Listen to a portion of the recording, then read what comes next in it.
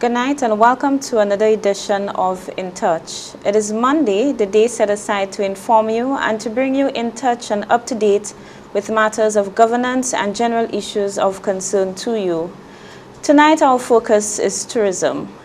For some time now, the tourism industry has been the lead contributor to St. Lucia's economy. Over the years, governments have invested heavily in this sector, from marketing to airlift to programs. Millions of dollars have been invested. The returns too have been great. Thousands of jobs, improvement in our infrastructure, awards, and the list goes on. Many have argued that too much attention is being paid to that sector. Some say not enough is being done to explore the full potential and to secure this sector.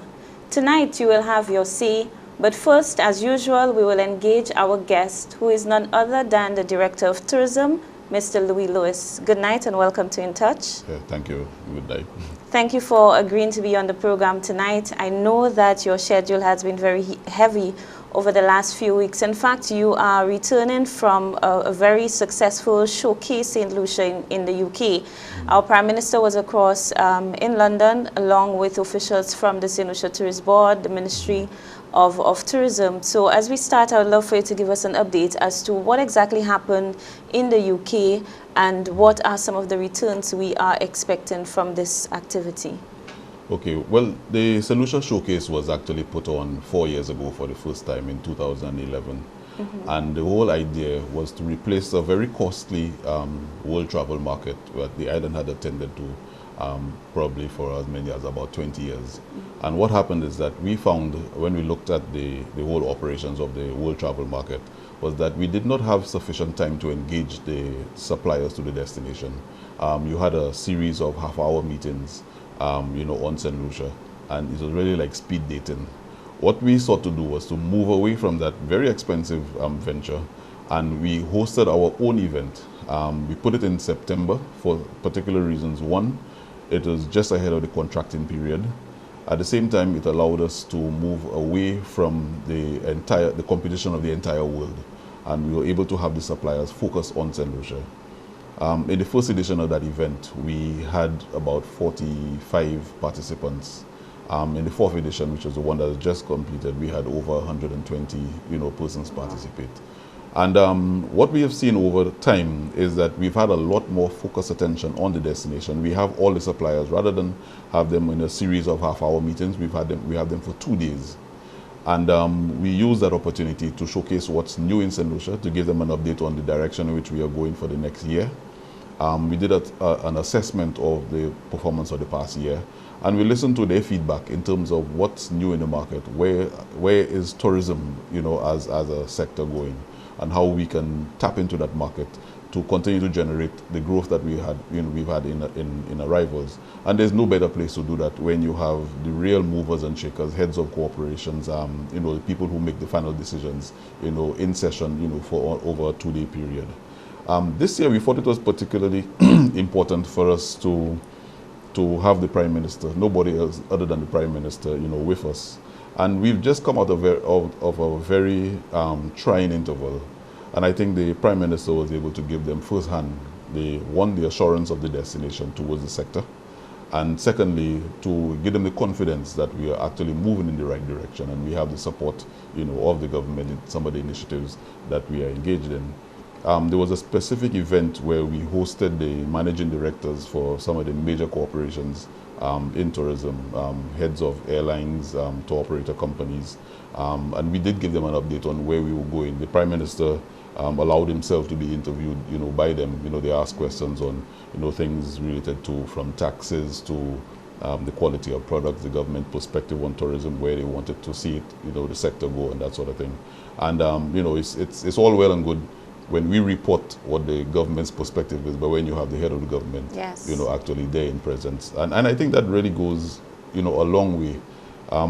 We're not the first destination to have the head of state, or the Prime Minister attend one of the promotions. It certainly has been done by some other countries before. but the feedback that we got, and the compliments and the reassurances and the re-engagement of the major movers, I think it puts St. Lucia in good stead for the future. That seems to be a position of many of the movers and shakers. They usually want to meet with the head. They want to get the confidence that their interest or their investment is a priority, and that they get a better sense, a better feel as to where the government, the political directorate is leaning and what they are thinking in terms of future development. UK is but one of the major contributors and one of the very important markets. We have the USA and Canada.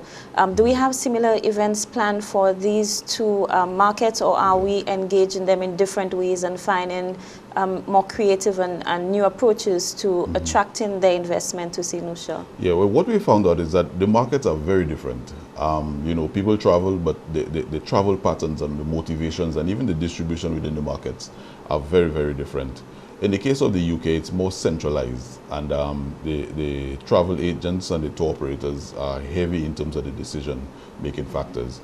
In the US, on the other hand, it is very diverse. The US there's a heavy focus on internet presence. People are pursuing high value for the independence of the traveler is something that they try to emphasize. So it's an entirely different approach that we take for the US market. What we do in the case of the US is that we identify who the major movers and shakers are, and we invite them to St. Lucia. We've done it for about 2 years. This year was our third year. So yeah, this year was our third year in doing it. And what it allows us to do is that they get a first-hand opportunity to sample and experience the destination. And there's no better advertisement than a sample of the real thing. We've seen the interest in that promotion increase, and it's one of those promotions where we invite the participants and they find and pay their own way, they arrange their own accommodation, and we organize meetings with them and ourselves, meetings between themselves and the hotel partners, the sites and attractions, and the people who organize tours and these sort of things. And it's a one-on-one direct business arrangement taking place over a 3-day period. It is just as important and as significant as the activity that we do in the UK.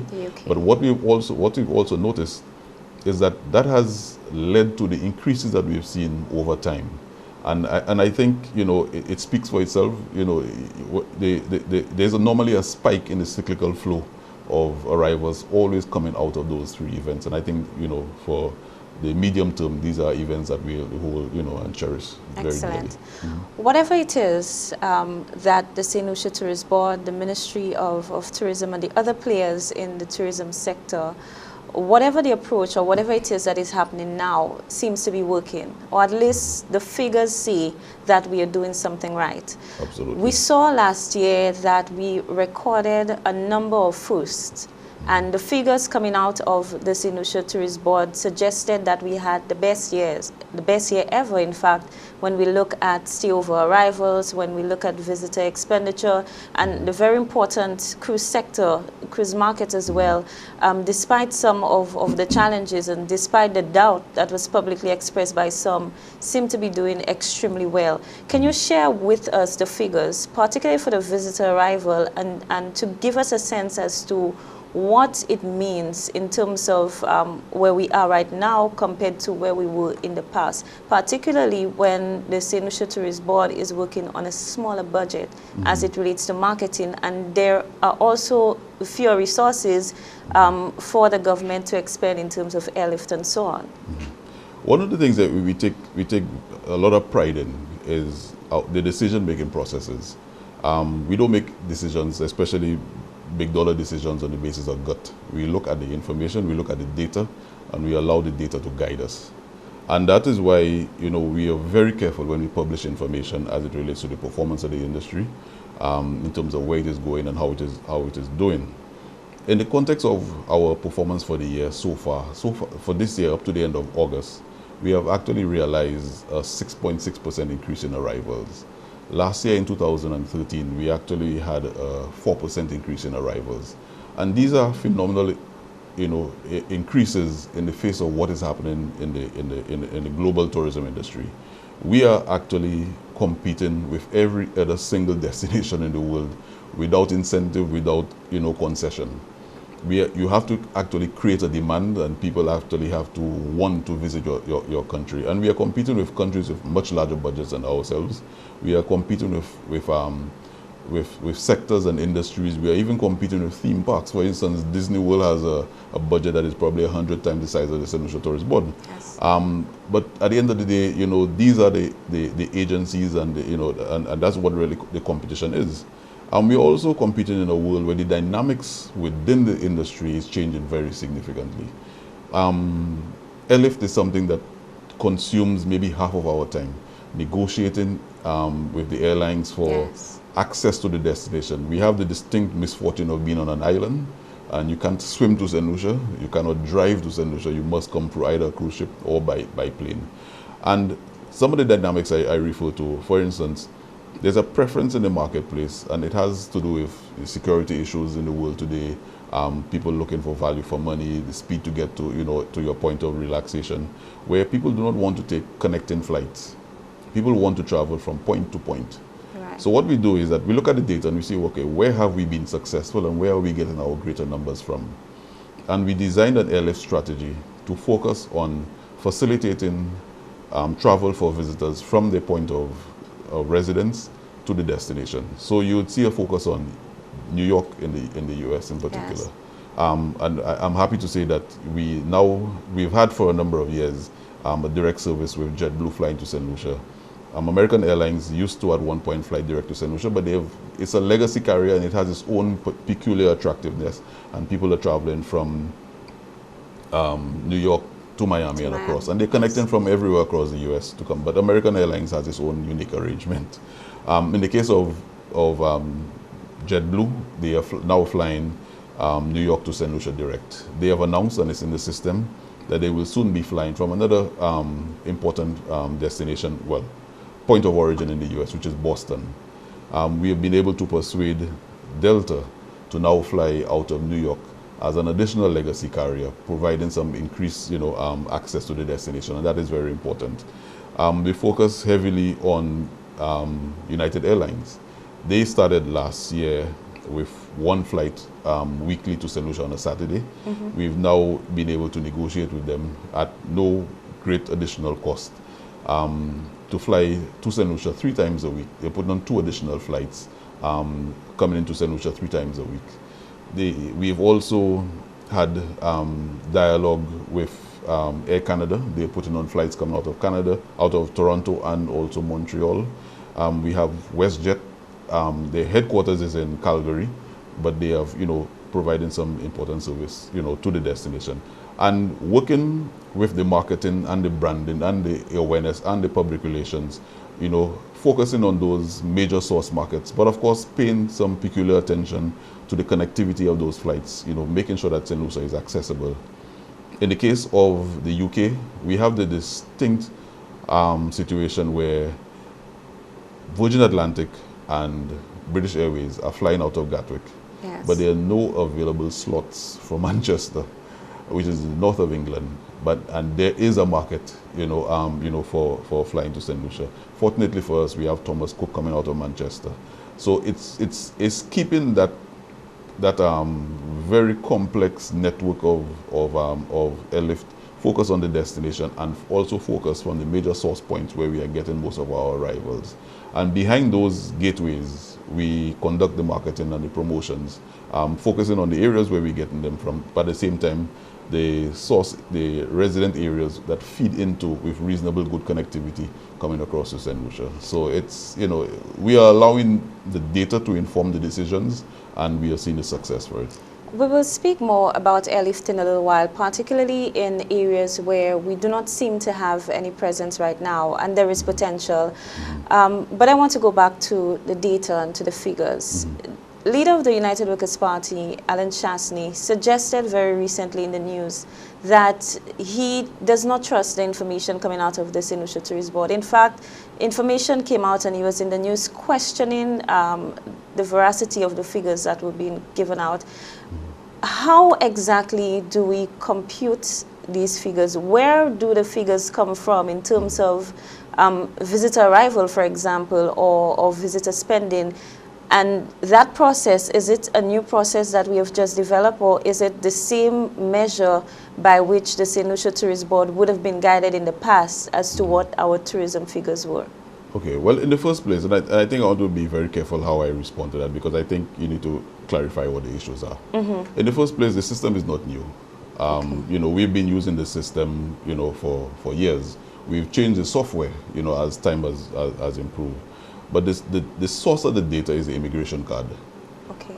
It's mandatory that you complete an immigration card when you come into St. Lucia. And fortunately, we have a very good collaborative arrangement between the Government Statistics Department and the police, that we have access to the immigration card for data entry. So we put it in. It is a very, very simple process. One immigration card equals one visitor. And the system is, it's, you know, it's done in IT. It's audited, it's reviewed, you know, and what we do, we ensure that the figures that are entered on the immigration card match other data, other source information that we get from the airlines, you know, and from the other operators. You see, sometimes the situation with regard to visitor flows, and you have to understand how it operates. There is a annual cyclical flow in the arrivals. No 2 months can be compared with each other. So, for instance, in January, the numbers are high because we have a lot of people traveling, you know, in the winter months. It goes up higher in February, and it goes up higher in March, and then it takes a little dive in April, and it goes a little lower down. In May, although the Jazz Festival gives it a little bit of a prop, then, you know, when schools are out, you know, between June and July, you have a different type of traveler, the numbers change a different pattern. August, it takes a phenomenal leap again. September starts to go down. October is a low point. And that sequence has followed for the past 20 years. It does not change. Now, in the branch of mathematics called statistical evaluation, whenever there is a cycle, it makes no sense to compare 1 month with the previous month or with the next month. And the reason being that if it follows that pattern every month, your story of analysis would not change for however many years. So what is done, to be fair, once you have identified that there is a trend, you compare 1 month of this year with the identical month for the previous year. And so, say for instance, we compare July of this year with July of last year, August of this year with August of last year, and so forth. If somebody challenges the information, it's easy to verify. We publish the information on arrivals every month, and it's disseminated very widely. It's easy for you to compare with what we have published previously. Yes.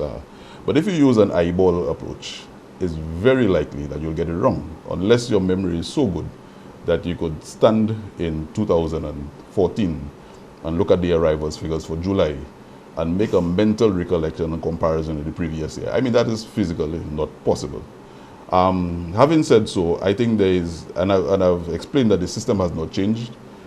It's easily verifiable. It's audited by the Caribbean Tourism Organization, because it's all done online, and they review it before they publish it. Because you have to be very careful. When you publish that sort of information, people take very important, expensive decisions on the basis of performance.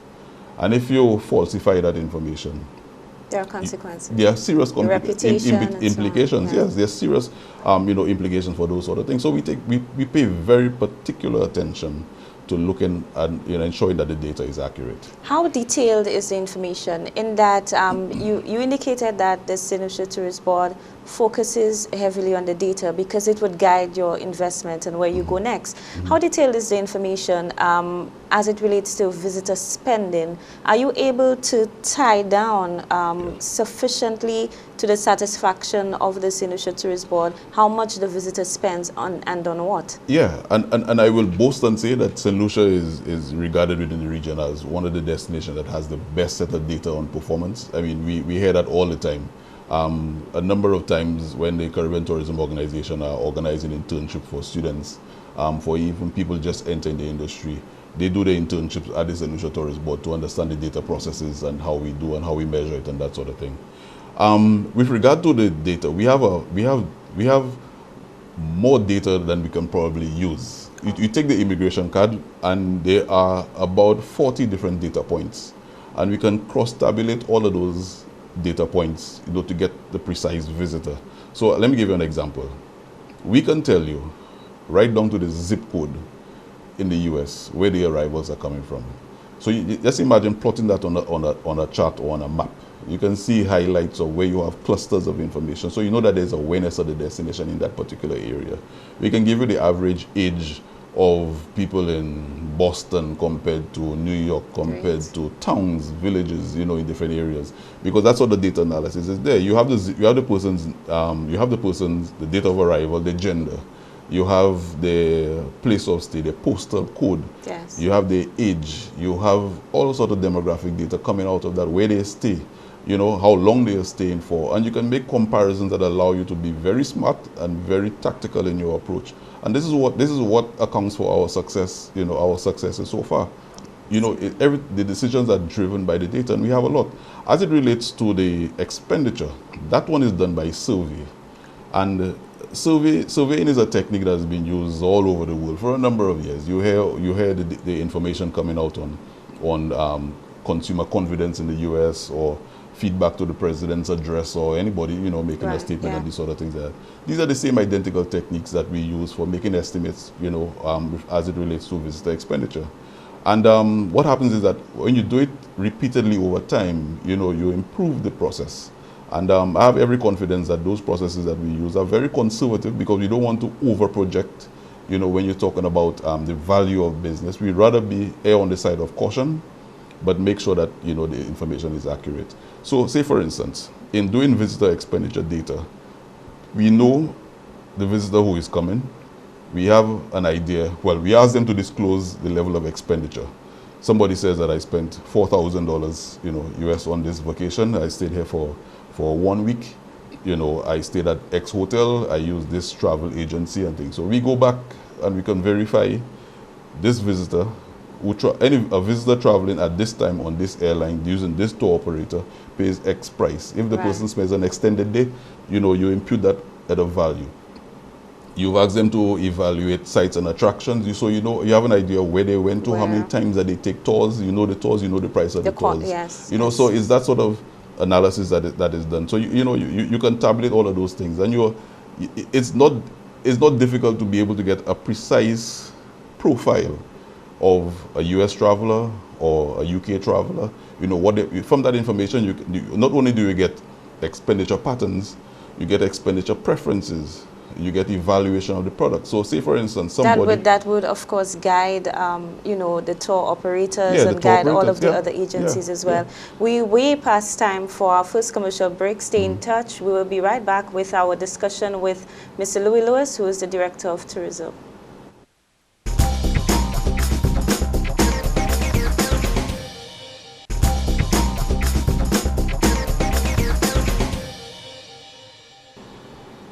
Welcome back to In Touch. I'm your host, Jadia Japie-Emmanuel. My guest tonight is Mr. Louis Lewis, the Director of Tourism.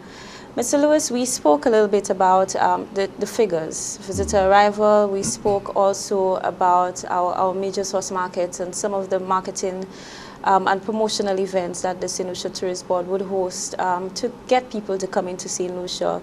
For some time now, we have been speaking about the non-traditional markets and been speaking about, you know, the potential in areas such as Brazil, Mexico, and so on. The single most important issue for now seems to be that of airlift. Have we made any progress? Because I noted that in the last budget, the minister made some announcements as to exploring with Copa Airlines and some of the other available airlines to try to get persons to come into St. Lucia. Any progress made so far in targeting our non-traditional market? Yeah, actually we've made a lot of progress in the Brazilian market. And a number of countries have actually gone into the Brazilian market before us, and they are actually seeing some numbers. But we are very careful in terms of our own approach. And sometimes there's a benefit from not being the first into, you know, into some of those games.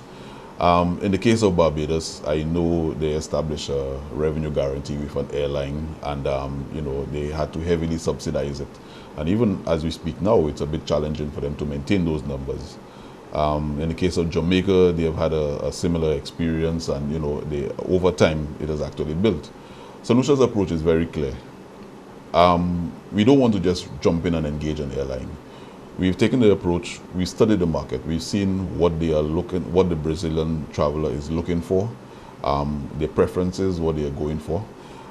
We've engaged in a process where we are sensitizing the market, sensitizing by conducting some public relations, some media, presentations in the market, and we've done a bit of that.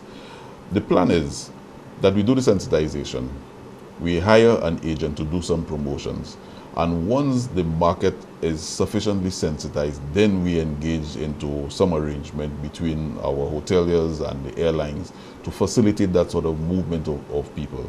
For the time being, St. Lucia is being sold, or people are traveling to St. Lucia over Miami. A few smaller numbers are coming in via Trinidad, from Panama, Trinidad on Copa Airlines into St. Lucia, but those are very small. And once the market is sufficiently sensitized, we will engage an airline to ensure that we can facilitate that travel, which is a more direct service. So when I say direct, I mean probably more than likely the route is going to be Brazil, Panama, and direct across to St. Lucia. Yeah.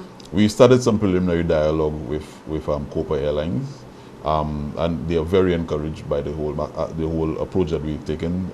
We want to ensure that the cost is minimal to us. We could have gone in and paid and subsidized the airline and probably have engaged in probably a couple $1 million, but not seen a return for it. And we've shared our marketing plan. We've shared the whole process of building the market, getting to the point where we can get the numbers to flow with Copa Airlines, and they have embraced it, and we just continue to work on it.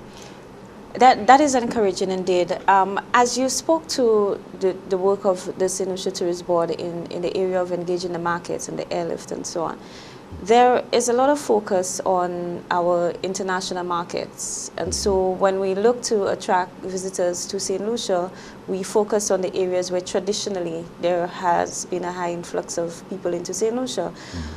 What about the regional markets? Do you think that we can recover and go back to the days where a regional vacation or vacation in St. Lucia was the most favorable option to our neighbors, say in Barbados and in St. Vincent and the Grenadines and so on?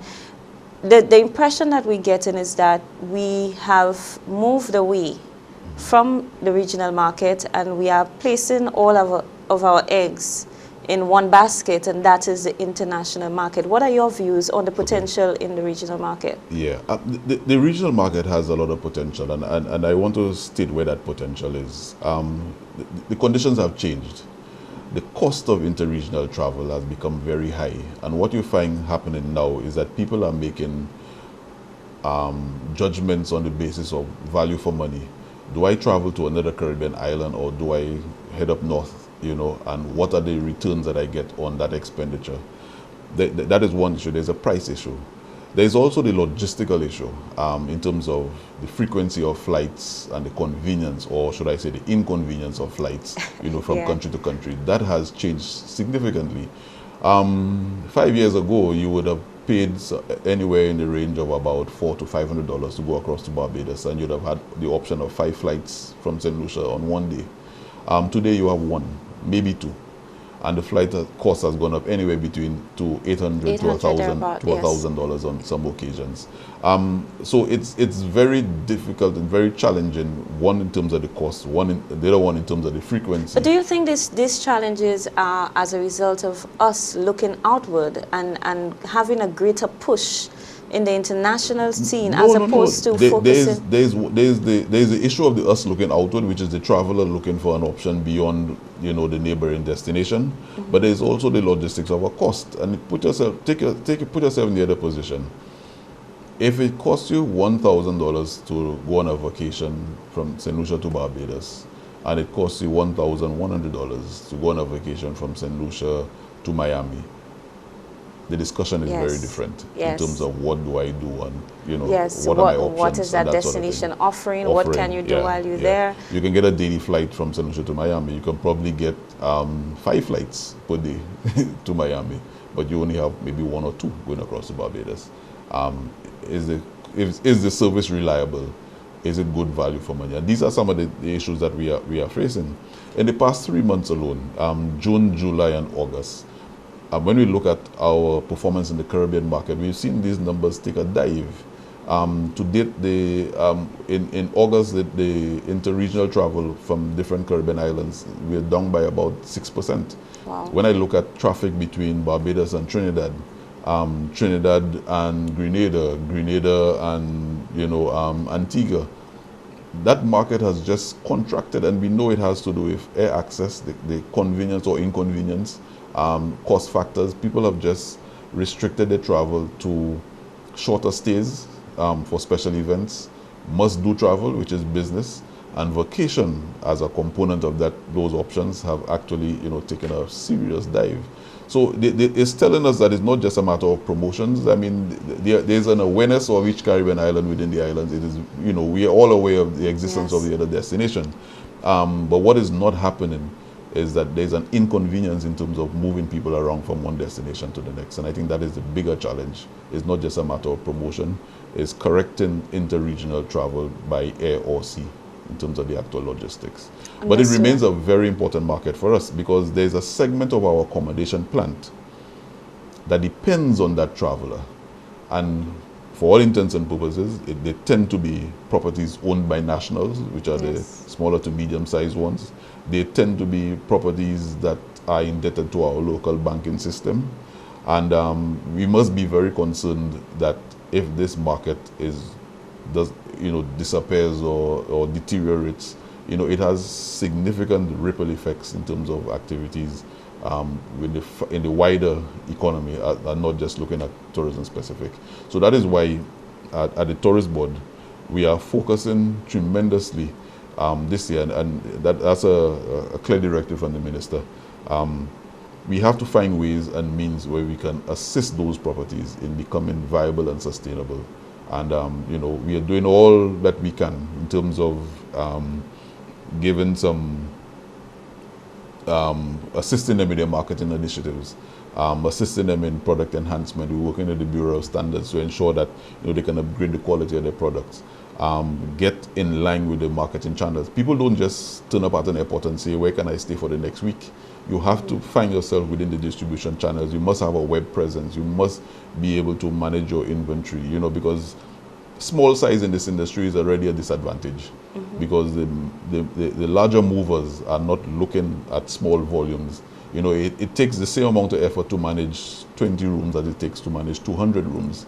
So, the returns are greater on the 200. So the smallest of size sometimes put you at a disadvantage. So you have to ensure that your product is accurate, you can deliver, you are accessible, you are, marketable, and these sort of things. So we are focusing a lot of attention to ensure that these properties can remain viable. What is the general sense from our tourists and, both regional and international, on the quality of our destination, the quality of the service that they receive, from the taxi driver to the hotel to, the tours that they do and the general interaction with St. Lucians? St. Lucia's quality is still very high, but it's nothing that we can take for granted or even turn your eye on, and just assume that, it's always going to remain as it is. We have to continually refresh ourselves and remain new, remain relevant, and provide the visitor with good value for money. A traveler coming to St. Lucia compares the taxi ride from the airport to his hotel with a trip that he would take in Manhattan.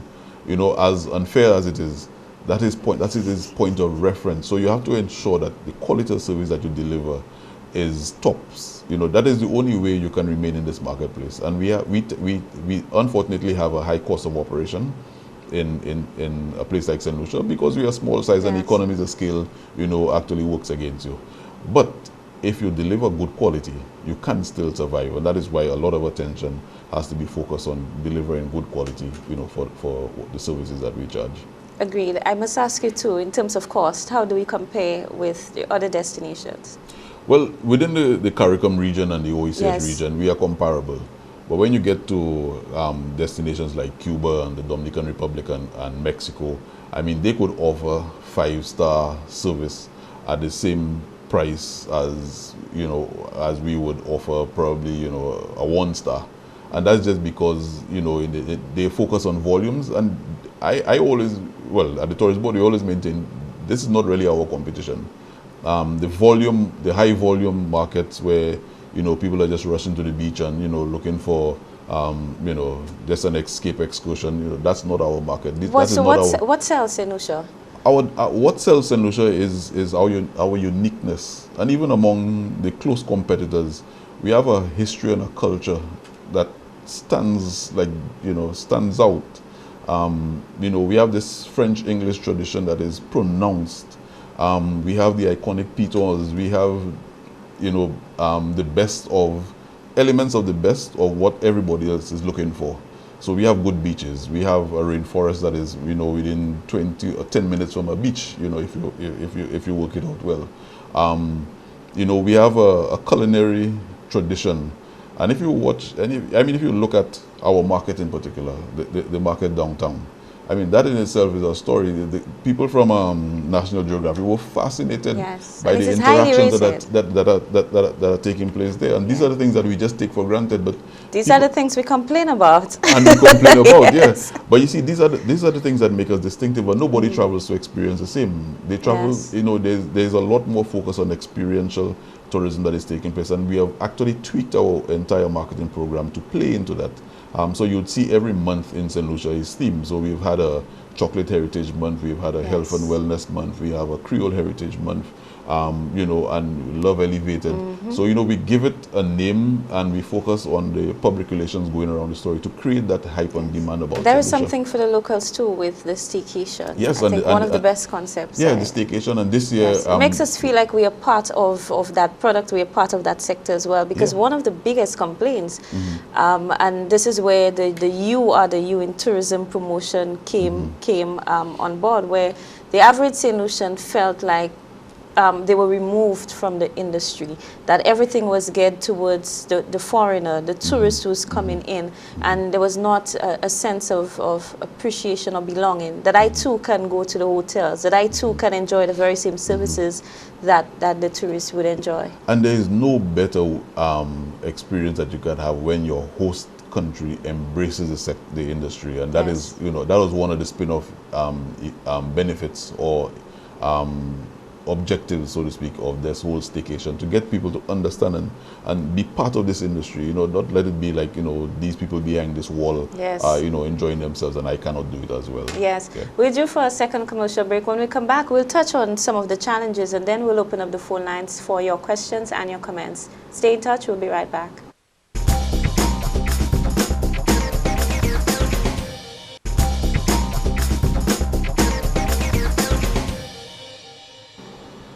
Welcome back to In Touch. I'm your host, J.D. Ajape-Emmanuel. My guest this evening is the Director of Tourism, Mr. Louis Lewis. We have discussed a range of issues. Soon it will be time to get in on the action.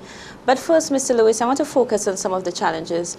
The St. Lucia Tourist Board is basically a marketing and promotions agency, and so it is all PR. And so it places you in the spotlight a lot. Of late, there have been some statements on social media and also in other forms of media as it relates to the operations of the St. Lucia Tourist Board. Some individuals have questioned the level of accountability and responsibility, because this entity is charged with a very large portion of the state's resources, a very important industry, and so that is understandable. But many persons seem to be questioning the operations, and persons are asking what really is happening in the St. Lucia Tourist Board, and are we confident that every single dollar that is invested in this entity is being put to maximum use? I'm sure you have heard and seen some of the statements and some of the allegations that are being made. What are your own thoughts, your own sentiments? And I must tell you too that because of the information that is being put out, there are some persons who are, you know, swayed to believe that the information is correct, particularly when sources are being quoted and the sources seem to be within the tourist board itself. Yeah, it's a bit unfortunate that, and I've seen a bit of it, you know, turn up in the media as well, and it's a bit unfortunate. And you know, I can address all of these issues, but sometimes, you know, you wonder if that is the best, you know, utilization of your time. I have seen some really outrageous accusations, and I will tell you that the tourist board is audited annually, and just out of a stroke of coincidence, today I had a meeting with the auditors looking at the financial year 2012, 2013, you know, and we've also started to look at 2014. And the tourist board is audited. So it's actually false. Well, there have been suggestions that there has not been an audit for some time. That is absolutely incorrect. Okay. As much as a number of the allegations, I mean, I've heard some ridiculous things like we going across to Brazil with Spanish brochures. I mean, the brochures that we had in English were translated into Portuguese by the Brazilian embassy, and of course verified by, you know, our agent, you know, doing promotions in Brazil. You know, so that is, you know, ridiculous. I've heard allegations about the you know, the booking of artists and that sort of thing. Yeah.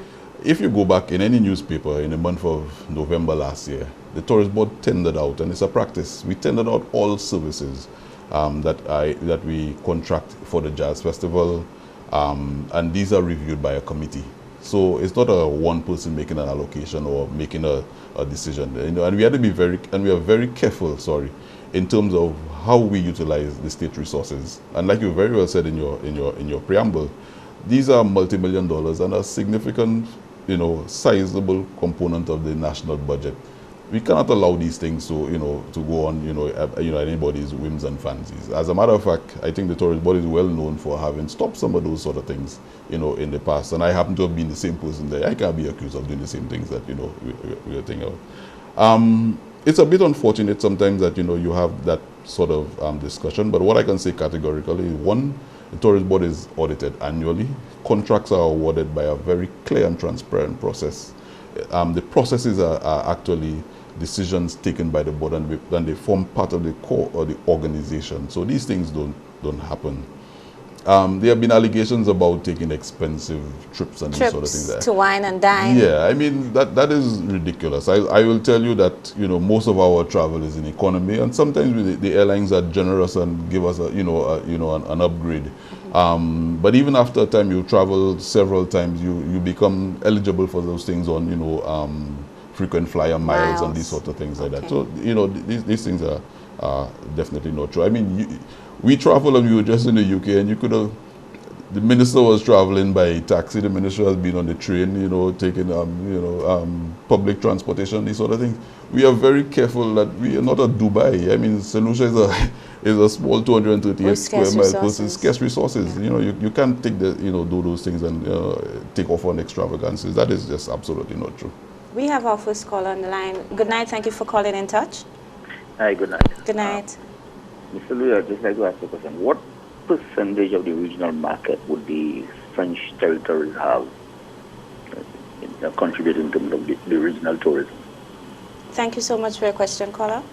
What percentage? Yeah, the French market would be about 30% of our regional tourists. And, you know, and it is significant. Significant. Very, very, yes. definitely. I'm sure there are ways that we can improve and, you know, get a high influx of French nationals into St. Lucia. Just recently, there was a very successful activity in St. Lucia, Mercury Beach. Right. And the reviews from that event, including, you know, the visitor spending, was extremely high. Yeah. Any plans to explore new initiatives or to have a more aggressive approach to that market? Yeah, definitely. I think the event that was just held last month was quite successful.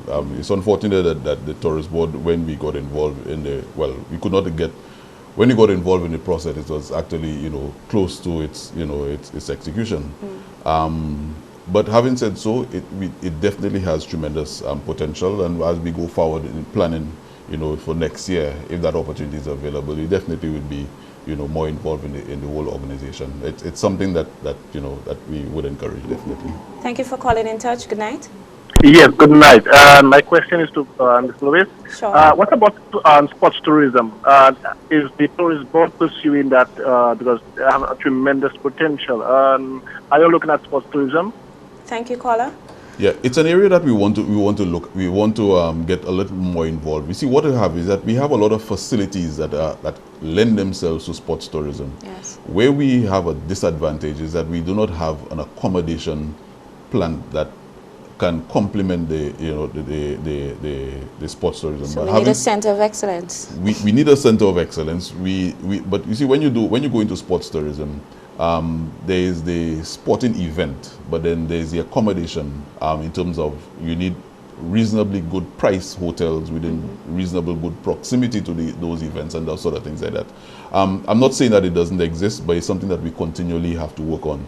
The pricing for sports tourism is different from your vacation, escape, and we have to focus on it. But having said so, we've started to work closer with the Sports St. Lucia Inc. They have the facilities, we have the promotional, expertise, is to get the sports facilities with the promotional agencies and the accommodation to have packages that cater more towards that market. As it is now in its own separate arrangement, it's too costly. There are opportunities too in the health sector because we have brand new facilities coming on stream. The new National Hospital is complete. St. Jude is also on the way. And so I can very well imagine that some of our viewers may be saying, well, this too is another area that we can explore. Yes, We've lost our call. We continue to take your calls at 4527347. And we are speaking with the Director of Tourism, Mr. Louis Lewis. Mr. Lewis, other challenges, one of the major concerns would be security. And once you have a situation where internally your security of your citizens and so on is at the center, you also would run that very same risk, and it would be of major concern, of course, to the players in the tourism sector. But before I get your thoughts on the security issues, we'll take another call. Good night, you're on the air. Good night. How Hello. are you, Jadia? I'm good, thank you. Mr. Louis? Hey, good night. Yeah, I want to put you on the spot there now. During the reign of the UWP, I remember Shasney had negotiated flights, and he said it was confidential, which was the taxpayers' money that have been paid that time. Were you around when the negotiation was taking place? Well, I'm not sure exactly what you're talking about, but having said so, I've been around during that interval. So maybe if you give me a little more specific information, I can respond. I can't remember the year, but I could recall where he had a negotiation. I think American Airlines or one of the airlines. Yeah, one of the airlines, and he said it's confidential. You don't want to say it because they have to go they have to have a discussion with Grenada, I think, or whatever it is. So. Yeah, I think I remember the incident, but that information has been made public now. You see, the thing about it is that sometimes at the time of the discussion, it may not be appropriate. I listen to her on there. Sure, thank you, caller. Sometimes at the time of the negotiations or at the time of the discussion, it might not have been appropriate to disclose, what the actual details of those contracts are. But having said so, I'm not making an excuse, but I'm actually saying that those figures have been made public, several times in terms of the arrangements and the cost of some of the contractual agreements that we had with individual airlines. Security. We've had some very unfortunate incidents that we can reference in the past as it relates to the security of our visitors. I know that the Ministry of Tourism, St. Lucia Tourist Board, would have been reviewing and been undertaking, assessments of the situation.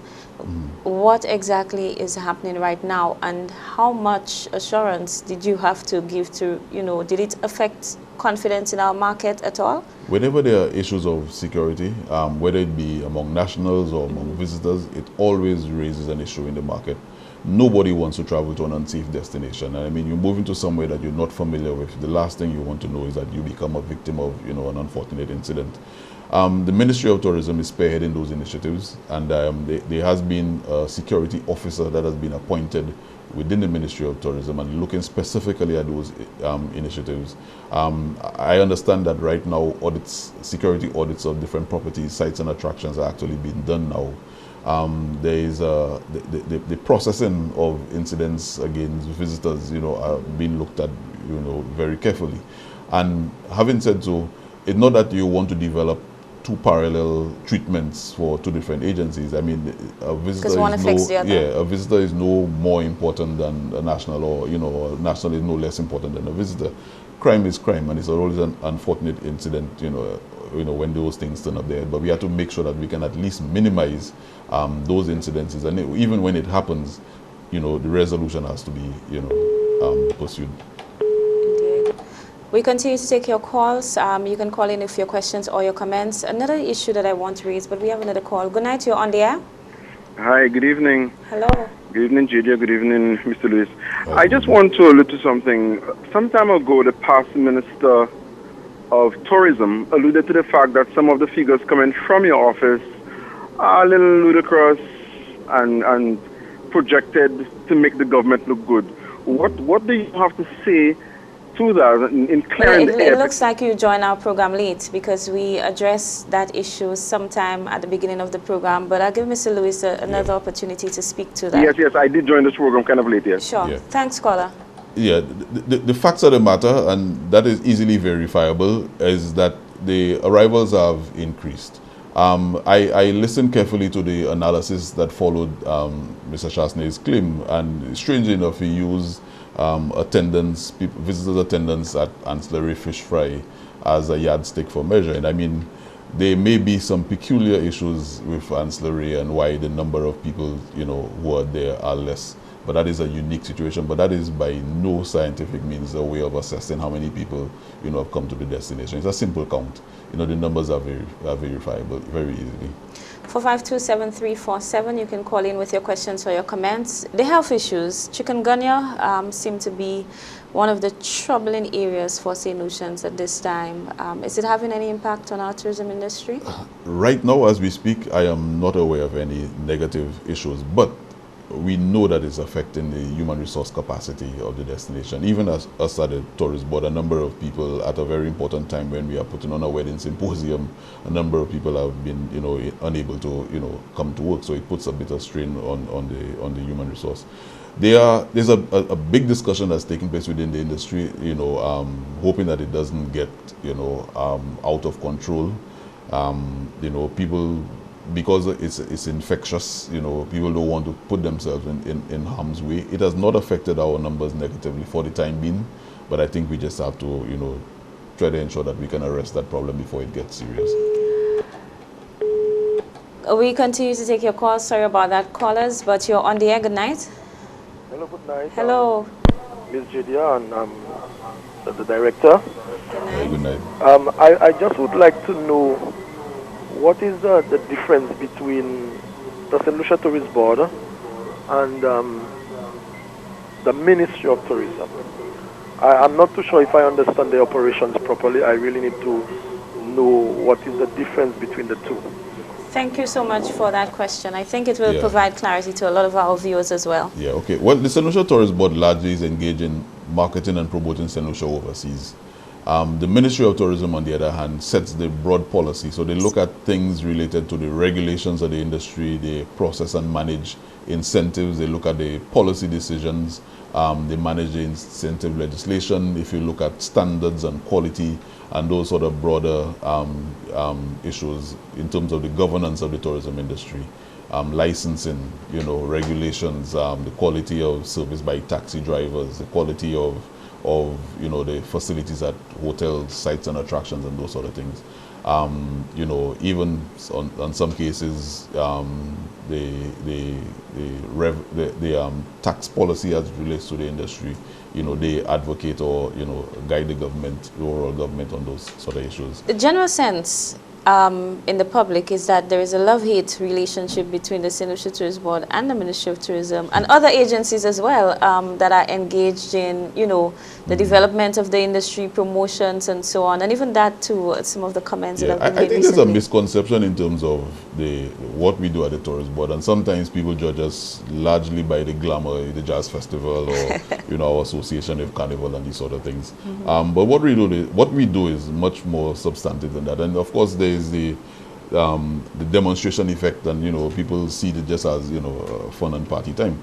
But at the Tourist Board, the marketing is our core function. We host special events as a means of promoting the destination.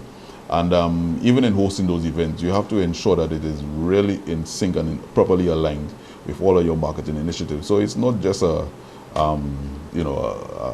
fun. It's not just a fun party. Side. Yeah, it's not a party at all. As a matter of fact, it's a lot of serious hard work. I've heard that time and time again when people join the Tourist Board and they think they're coming in for, you know, a reasonably nice time and they see the amount of work. But when they they're get doing there, it's a different story. it's totally different. Thank you for calling in touch. Good night. Yes, good night. Mr. Lewis, there have been talk about a ferry service, I think to Trinidad, Barbados, St. Lucia, and of late I've not been hearing the latest on that. Could you update me about the ferry service to St. Lucia? Thank you, caller. Yeah, I know a few years ago, a private operator had indicated an interest in operating a ferry service between St. Lucia, Grenada, and Barbados. I am not sure where that is now, but I know the talks probably came to a halt, and it really has to do with the demand for travel between those destinations, and secondly, the volume of people and the cost of interregional travel. I mean, when you look at the islands that were looked at, St. Lucia, Barbados, and Grenada, and you look at the level of traffic between those destinations, it probably doesn't warrant at this point in time the capacity of a ferry service. And there are some serious issues that you have to take into consideration. The type of equipment you use. Going across to Barbados is you're actually going deeper into the Atlantic. The sea is a little more active, and you need a special type of equipment for that. People making comparisons between the cost of going to Barbados in 4 hours as opposed to flying across in 35 minutes. These are the sort of issues that you have to contend with. But I think we must continue to explore those opportunities. It's unfortunate that we in the Caribbean tend to have an aversion to the sea. I don't know if it has anything to do with a and journey. we're island people. We're island people, but less than half of the still, population can swim. So yes, that alone should tell you something. Myself included. Right? Okay. Yeah, but definitely the sea presents a less costly, viable option. We just need to find the right metric to make it happen.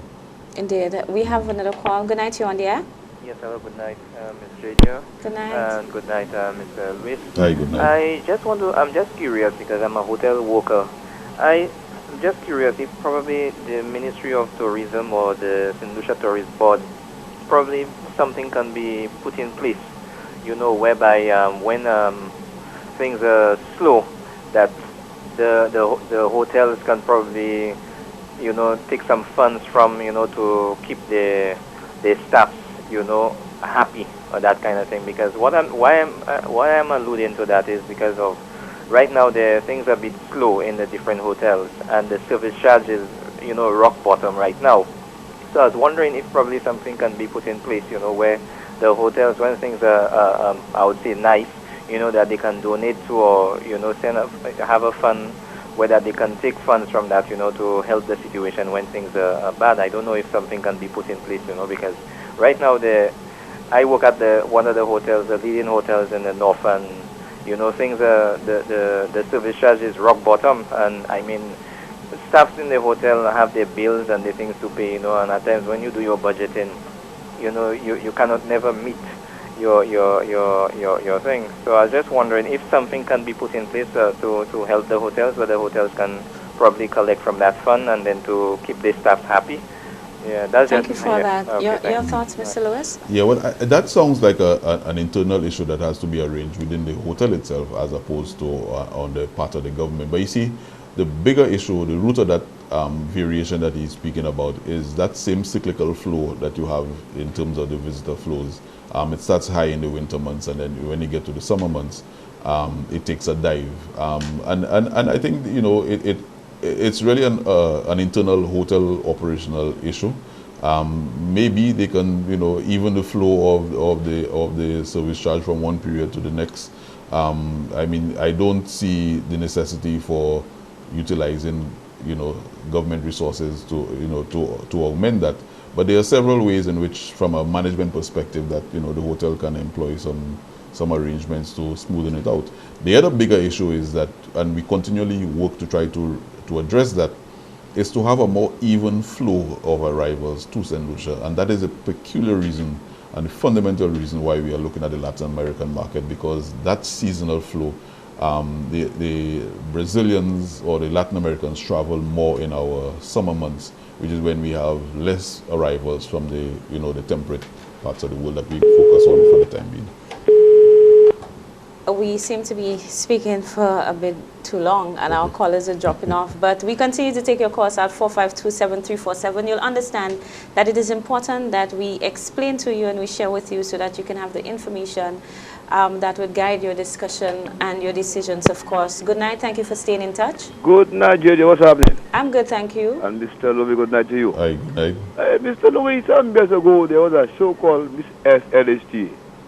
What has happened to that show? We had people like Irene Paul, Miss Delit, and Quintin, and this used to be behind the scenes making things happen. What happened to that show? Miss SLHT. Miss SLHT. As far as I'm aware, that show continues. I think there was one last year, if I'm not mistaken. You sure? I am not absolutely sure, but I know within the last 2 years there was actually one. As a matter of fact, there was a Mr. SLHT as well that has taken place. So I'm not too sure if it's happening this year, but I know, just recently there was one. I don't think so, Mr. Louis. But that's hosted by the St. Lucia Hotel and Tourism Association, it's hosted which by is the distinct hotel from... from the St. Lucia Tourist Board, yeah. Mr. Louis, I think so. It's a one now we don't hear about that show, That show used to be held very often at the Cultural Center. And well, hopefully somebody from the St. Lucia Hotel and Tourism Association can respond and to explain us what exactly has happened with that show. But it is a show hosted by the association. Yeah, I see maybe the hotel go broke and the show gone down. Well, the association is still there, and I know that they're very active. In fact, some pronouncements were made recently in the Prime Minister's budget, and the SLHTA is working towards some education programs and training programs in that sector. So I know that they're there. And that they're active, but perhaps we can solicit from them a response as to what exactly has happened to this show. But I hope I see it again. It seemed like you're looking forward to something nice in that show. But I know usually St. Lucians enjoy pageantry. We like the pomp and the flair and that kind of thing. And it was a good way to engage the workers in that sector as well. I want to ask about the participation of other agencies within the tourism sector in the whole marketing thrust. Okay. The hotels, the tour operators, what really is their contribution? Or is it a situation where the St. Lucia Tourist Board has to take responsibility for the marketing of the destination, the hotels, and all of what comes with the industry? Yeah, what we do at the Tourist Board is that we market St. Lucia, the country, as a destination. But what really makes somebody travel, which is the point of success, is the ability to engage market operators. So say for instance, we create a demand for the destination. The next thought of the potential visitor is, how am I going to get there? Where am I going to stay? And we work very closely with the hotel partners in that regard, and we do what they call cooperative marketing. Sometimes in places where we have hosted advertisements of St. Lucia, we have similar ads by different properties based on the market that we're focusing on. So you'd see a collaborative advertisement on St. Lucia featuring the destination and a number of different properties and things to do and what you engage in. But would there be shared costs? Yes, and definitely would be a shared cost. I mean, it would be a misuse of funds if we were marketing the hotels. We market the destination, and we do it jointly with some of the hotel properties, to ensure that it becomes successful. We as a tourist board don't sell anything. What we sell is an impression. We create an impression and we create the demand, and we make sure that we create the enabling environment for the transaction to happen. In some cases, we actually we do some promotions, and we make the market operators what they call the call to action. So you would see a promotion, visit St. Lucia, travel, Air Canada. It's an advertisement by the St. Lucia Tourist Board. But because we don't have an airline or we don't have a hotel, it's a collaborative arrangement, where the transaction can actually be finalized. I must ask too, is the St. Lucia Tourist Board, given that you are marketing St. Lucia, and you have to take into consideration how they come in, where they will stay, and what they will do while they're in St. Lucia, does the St. Lucia Tourist Board undertake an audit or an assessment of the hotels and, yeah, and so absolutely. Well, we do it from several different perspectives. One, we are working with the Bureau of Standards to ensure that there are proper standards for every aspect in the delivery chain. So sites and attractions, hotels, transportation, all of those sort of things. And also we are getting an assessment of the visitor. We conduct surveys 6 times during the course of the year. and we are getting the visitor feedback to some of those properties. So it's not a matter of just officers from the Ministry of Tourism or the St. Lucia Tourist Board visiting those properties, but we are getting the visitor feedback, which is very important in assessing the quality of service delivery. There has been a time when we've actually conducted what we call a gap analysis, where we get a number of visitors to rate the expectation of a visit to St. Lucia on entry, and we get those same people to rate the quality of the service that they experience. And you see where those gaps are in terms of between expectation and experience, and that guides you in terms of how the product needs to be improved or whether it meets the expectations of your visitors, and then we translate that into the marketing message, especially when it's positive. We're very close to our wrap-up time, so we'll cap the calls for now. I think we have overlooked the cruise sector, a very important and growing sector, and I know that there are unique challenges in that sector as well. Over the last few years, as it relates to our tours and as it relates to the security of the guests as they go through the city and as they go to certain points, there have been some concerns. There has been renewed call from some quarters to have a special system in place or a special patrol or mechanism in place, particularly during the high season, so that we can ensure that these visitors are safer in order to secure that market, which is a very important market. We are heading to the beginning of a very busy season. In fact, the projections are very, very positive and encouraging. What are your concerns, and what is happening within the St. Lucia Tourist Board and the Ministry of Tourism to address that gap? Yeah, and before I even respond to your question, and while in our discussion we may not have focused heavily on the cruise sector, it does not translate in terms of the activity. And I just want to quickly say that we take that sector very, very seriously. It's the one where we say it has the banana effect. There's a direct benefit between visitor arrivals and, economic benefits for the country. Just 3 weeks ago, last month, we did for the first time the St. Lucia Tourist Board, the Ministry of Tourism, the Air and Seaports Authority. We went up to a number of 8 of the cruise ship operators, visited them, spoke with them, looked at where the industry was going, and updated them on trends and what we were doing as a destination to ensure that we grow that that segment of the market, because it's very, very important for us. We've also come up with the position that we need to have an operational arrangement looking specifically at that market. So it comes right back to your point. What that cruise sector really needs is a very attractive and active tour operation. When I say tour operation, things that the cruise visitors can do on the island. And we need to continually refresh that, because there's a very high level of repeat business in the cruise sector, and you don't want people coming to your destination to do the same thing. Then they just stay on the boat, and even if you may count it as a visitor, but it's of no economic benefit to you, you want people to disembark and come to the destination. The quality of those services has to be top notch. They have to be attractive. They have to provide good value for money. And we cannot leave that activity just to the operator, because the country has a vested interest in it. So we are looking at the security issues, looking at security and safety at the different sites and attractions.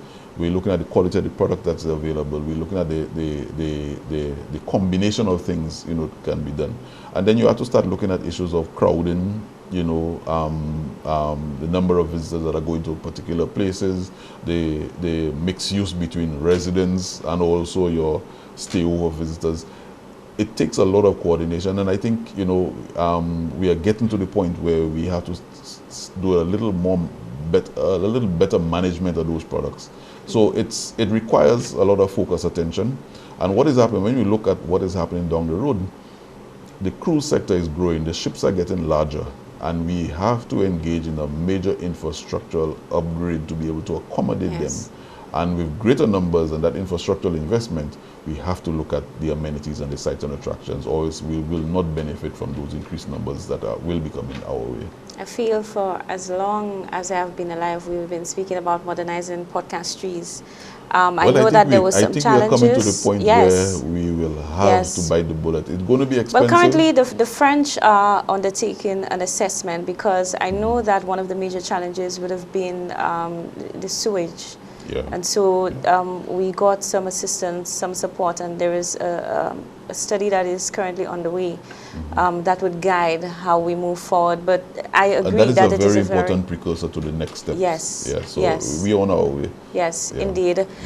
Unfortunately, this is all our time on the program tonight. I say unfortunately because there is just so much more that we can discuss. But I think that we have discussed enough and given enough food for thought.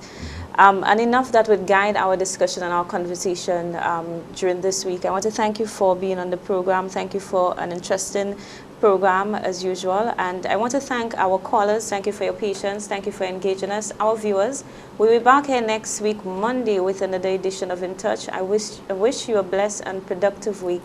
Please be safe and do enjoy the rest of your week. Good night.